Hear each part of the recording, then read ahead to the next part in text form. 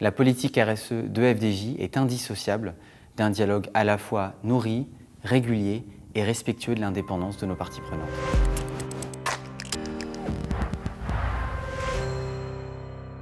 Bonjour, je suis Vincent Perrotin, directeur RSE du groupe FDJ depuis à peu près 3 ans. Alors FDJ, c'est une entreprise assez connue, on est une entreprise de jeux d'argent.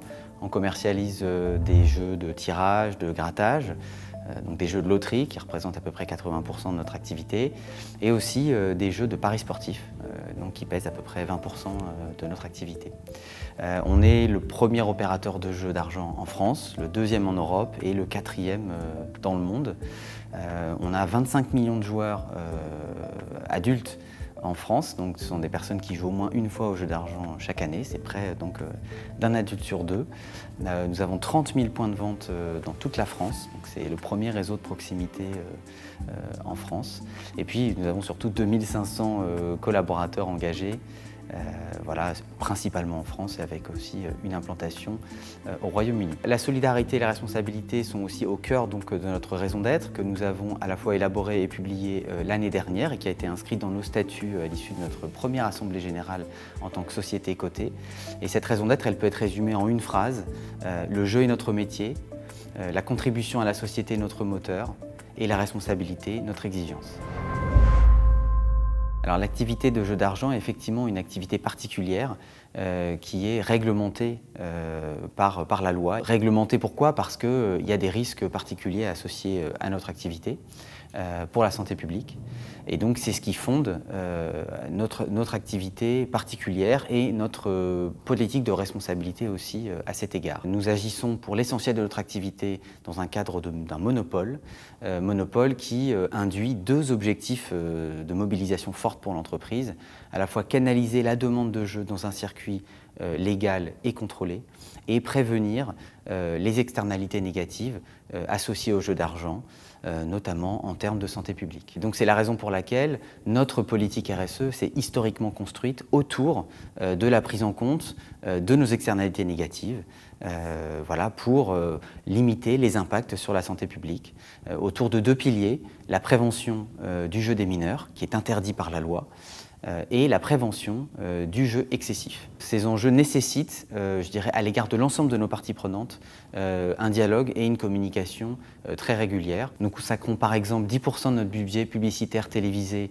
à des films de prévention sur ce qu'on appelle le jeu responsable, c'est-à-dire la RSE appliquée au jeu d'argent, à la fois donc pour rappeler l'interdiction du jeu des mineurs et puis aussi pour rappeler les outils que nous mettons à disposition de nos joueurs pour justement maîtriser leurs pratiques de jeu. Par exemple, un outil qu'on appelle PlayScan qui permet d'informer chacun de nos joueurs en ligne sur le niveau de risque de leur pratique de jeu avec un code couleur vert, jaune ou rouge quand il y a davantage de risques. Il y a aussi les limites de jeu qu'on peut se fixer avec des modérateurs en ligne. Et puis enfin, en point de vente comme en ligne, nous mettons à disposition de nos joueurs des tests permettant d'auto-évaluer sa pratique de jeu. Je le disais en introduction, notre dialogue avec les organisations de la société civile est évidemment la colonne vertébrale de notre dialogue avec les parties prenantes. C'est véritablement par là qu'on a commencé.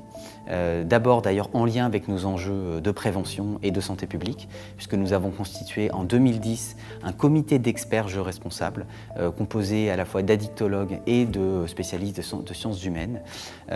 Pourquoi ce comité? Tout simplement pour pouvoir les consulter sur nos projets de jeux ou d'ailleurs de services ou d'outils de jeux responsables.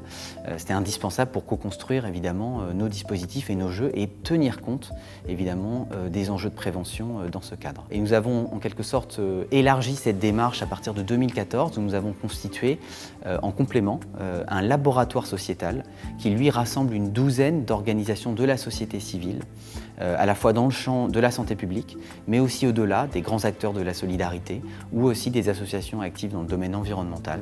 Et là, l'enjeu, c'était de pouvoir discuter de manière plus générale autour des grands enjeux de notre politique RSE, avec évidemment un accent privilégié mis sur les enjeux de jeu responsable. Et ce laboratoire sociétal, c'est véritablement le cœur aujourd'hui de notre dialogue avec les parties prenantes de la société civile, avec lequel vraiment nous co-construisons un certain nombre de dispositifs en proposant des choses et en se nourrissant des retours que peuvent nous faire voilà, ces organisations qui sont très actives dans cette enceinte. Dans la majorité des cas, ce sont des enjeux de santé publique autour de la prévention du jeu des mineurs. Comment on fait pour s'adapter, pour faire respecter cette interdiction du jeu des mineurs, qui est une interdiction posée par la loi, dans un contexte où la société est assez peu consciente des risques associés à la pratique du jeu d'argent pour des mineurs. Donc ça veut dire comment on sensibilise aussi les familles, comment on aide aussi les détaillants à faire respecter cette interdiction. Donc autant de sujets dont on parle fréquemment dans ce laboratoire. C'est un enjeu compliqué, difficile, et c'est d'ailleurs l'une des raisons pour lesquelles on en discute beaucoup avec nos parties prenantes du monde sanitaire et social. Le premier niveau, c'est que le grand public ne cesse finalement d'entendre que le jeu, par exemple, c'est interdit pour les mineurs. Tout comme d'autres produits sont interdits pour les mineurs, c'est valable également pour le jeu. Et c'est fondamental que les familles, les adultes soient conscients de cette interdiction pour justement aider à faire passer ce type de message. Évidemment, nous le rappelons à chaque fois que nous pouvons aussi dans nos points de vente ou sur nos sites, à chaque fois que voilà, nos clients viennent sur nos sites ou dans nos points de vente, il y a des affiches qui rappellent l'interdiction du jeu des mineurs, par exemple, ou aussi la nécessité de faire en sorte que le jeu d'argent reste un loisir parmi d'autres et un divertissement, et pas plus que ça. Alors le jeu responsable est donc le cœur de notre politique RSE, mais évidemment elle est structurée autour d'autres enjeux qui sont clés pour nous comme pour toute entreprise, à la fois les enjeux d'intégrité, c'est-à-dire notamment de lutte contre le blanchiment et la fraude, qui sont aussi des risques spécifiques liés à l'activité de jeu d'argent. Un enjeu aussi autour des ressources humaines et évidemment de la diversité et de l'inclusion, évidemment qui est un enjeu crucial pour toute entreprise.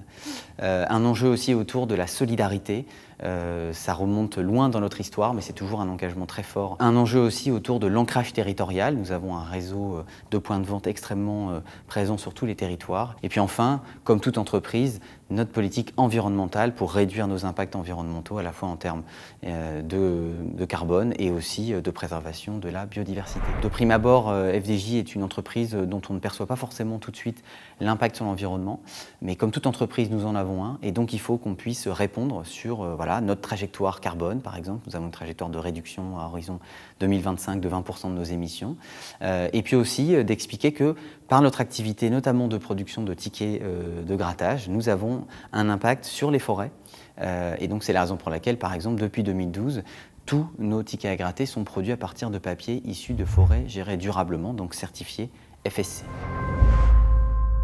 Notre cap pour les années à venir, il est fixé par notre raison d'être. Je le citais, autour des enjeux de développement de notre activité, mais qui ne peut pas aller sans la responsabilité et la contribution à la société. Donc c'est la boussole commune que la raison d'être qui est maintenant inscrite dans nos statuts a définie. Et donc je dirais que la suite pour nous, c'est continuer à tisser le fil de cette raison d'être et surtout de donner des preuves voilà, en développant des actions, en les évaluant et en discutant évidemment avec nos parties prenantes pour continuer à enrichir nos dispositifs et notre politique.